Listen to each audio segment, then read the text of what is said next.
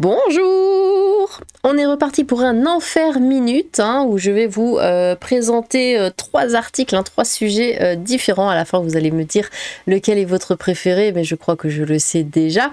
D'ailleurs, si vous avez des suggestions, n'hésitez pas à venir sur le Discord. Le lien est dans la description. Vous allez dans le salon conseiller perfide et si vous avez des sujets, n'importe quoi, vous voulez que j'en parle, mettez-le dans les conseillers perfides. C'est un salon que je regarde tous les jours et ça m'aide. Ça m'aide beaucoup parce que quelquefois j'ai pas du tout le temps de chercher un sujet. C'est pas un truc où tout le monde en parle, je vais pas forcément le voir, donc voilà. Alors, Afrique du Sud, un pingouin glisse d'une boîte en carton et provoque le crash d'un hélicoptère. Je crois que je peux m'arrêter là en fait. Alors, un pingouin a causé un accident d'hélicoptère en Afrique du Sud. Qu'est-ce qu'un pingouin fout en Afrique? Déjà, mi-janvier, car l'animal qui se trouvait dans une boîte en carton a glissé jusqu'aux commandes de l'appareil. Bon. Un pingouin à l'origine d'un crash d'hélicoptère en Afrique du Sud. J'aime bien cette phrase, n'a strictement aucun sens. Selon un rapport d'enquête des autorités nationales publié ce mercredi 9 avril, l'animal se trouvait à bord de l'appareil lorsque celui-ci a décollé de Bird Island le 19 janvier. Bon. Placé dans une boîte en carton sur les genoux d'un passager, le pingouin a glissé jusqu'à heurter les commandes de l'hélicoptère, le projetant au sol puisque le pilote n'a pas pu le récupérer à temps. Résultat, les pales du rotor principal ont heurté le sol après une chute de 15 mètres. Un accident qui n'a fait aucune victime, ni le pilote ni les passagers et surtout pas le pingouin n'ont été blessés malgré les dommages importants sur l'appareil. La boîte qui contenait le pingouin a glissé des mains.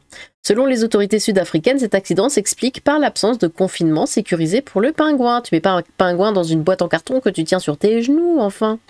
La boîte en carton qui contenait le pingouin a glissé des mains du passager vers la droite et sur le levier de commande de pas cyclique du pilote, d'accord.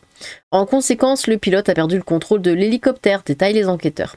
Mais pourquoi un pingouin se trouvait dans un hélicoptère Selon les rapports des autorités sud-africaines, l'hélicoptère devait rejoindre l'aéroport de Port Elizabeth après qu'un scientifique a effectué un relevé aérien de Bird Island.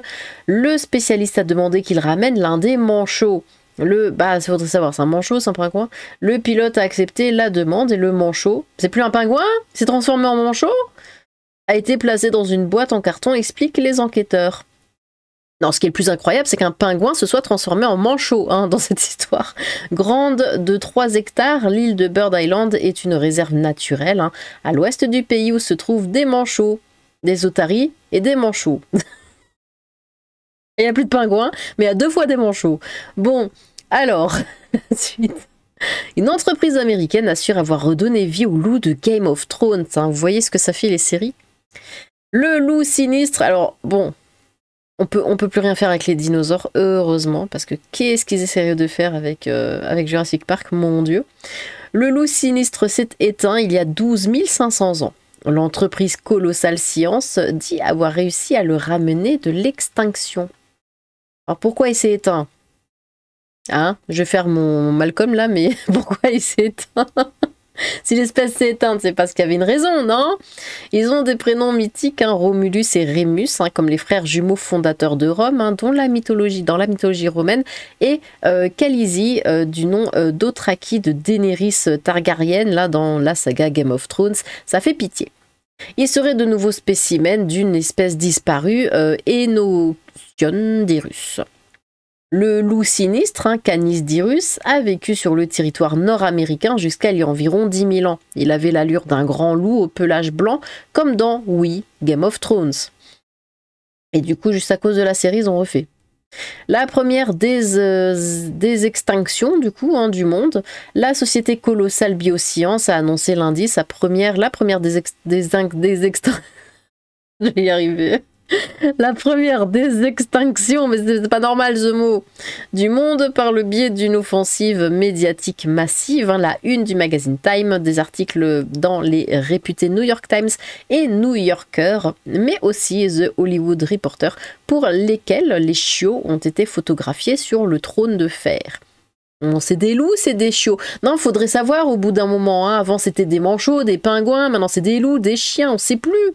Dirigé par la chercheuse Beth Shapiro, hein, l'équipe de Colossal Biosciences a utilisé les informations issues de l'analyse génétique de 2 fossiles, un crâne vieux de 72 000 ans découvert dans l'Idaho et une dent vieille de 13 000 ans trouvée dans l'Ohio, pour modifier génétiquement des cellules de loup gris qui seraient identiques à 99,5% à celui du loup sinistre. Ah, du coup, c'est pas tout à fait pareil. Les mâles sont nés le 1er octobre 2024, la femelle a suivi le 30 janvier 2025. Ils vivent clôturés dans un endroit secret où ils sont surveillés par du personnel de sécurité, des drones et des caméras. Selon Colossal Biosciences, ils se comportent comme des loups sauvages, ils pèsent déjà environ 36 kg et mesurent près de 1,20 m. Si elle a suscité la fascination à une avalanche de commentaires sur les réseaux sociaux, l'annonce a également fait tiquer la communauté scientifique, hein, forcément.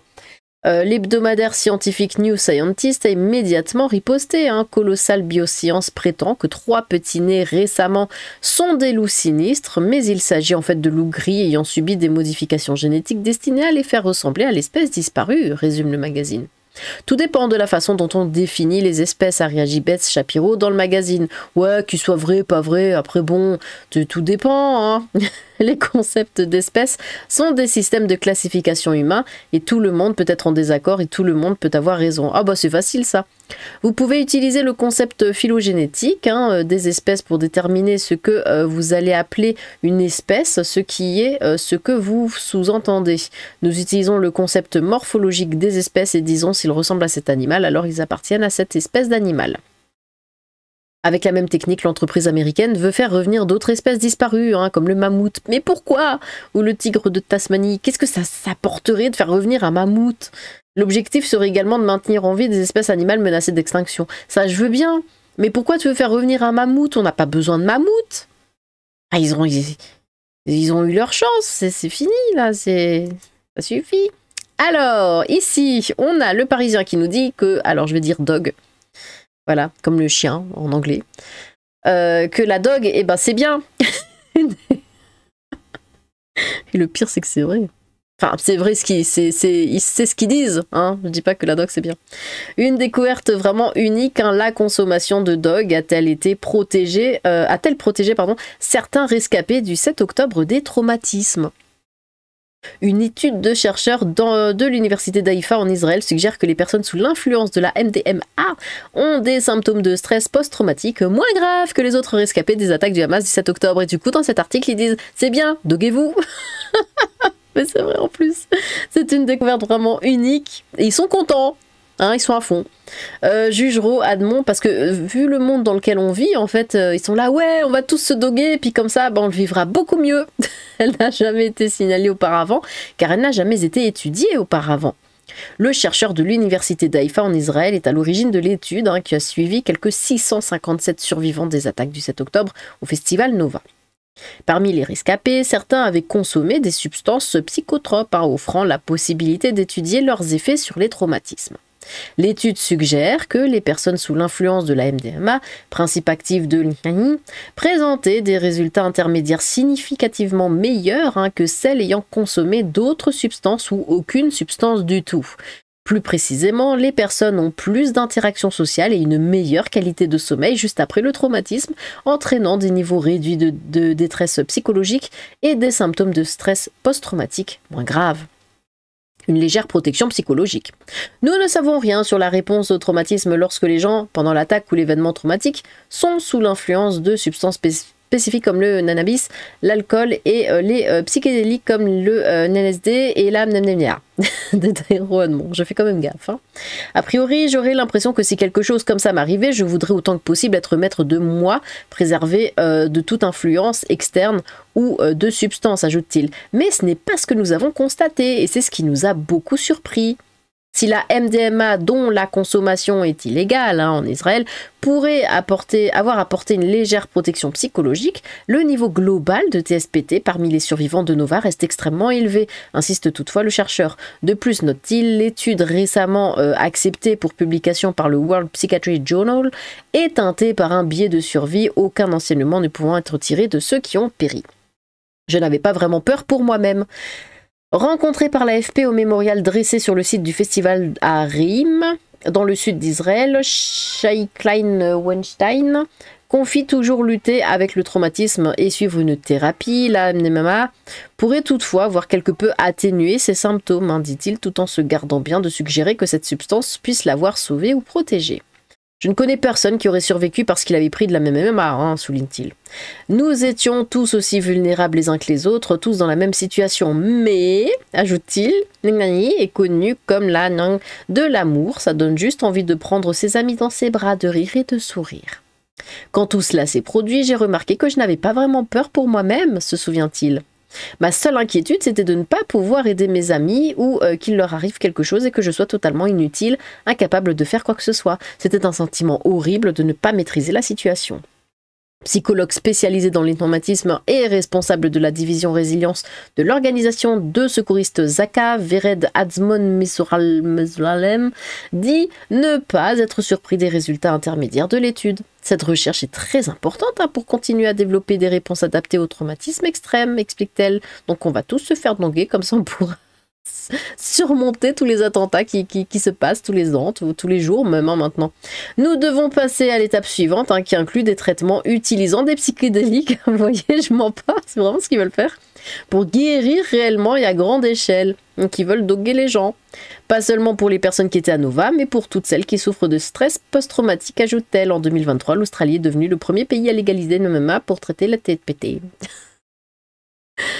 Oh, ils vont tous nous doguer. Bon, et bien voilà, dites-moi quel sujet vous avez préféré. Moi, évidemment, hein, voilà, c'est le pingouin ou le manchot, on ne sait plus. Mais celui-là, c'était absolument génial. Un pingouin qui fait cracher un hélico en Afrique. Je crois qu'on ne peut pas faire mieux.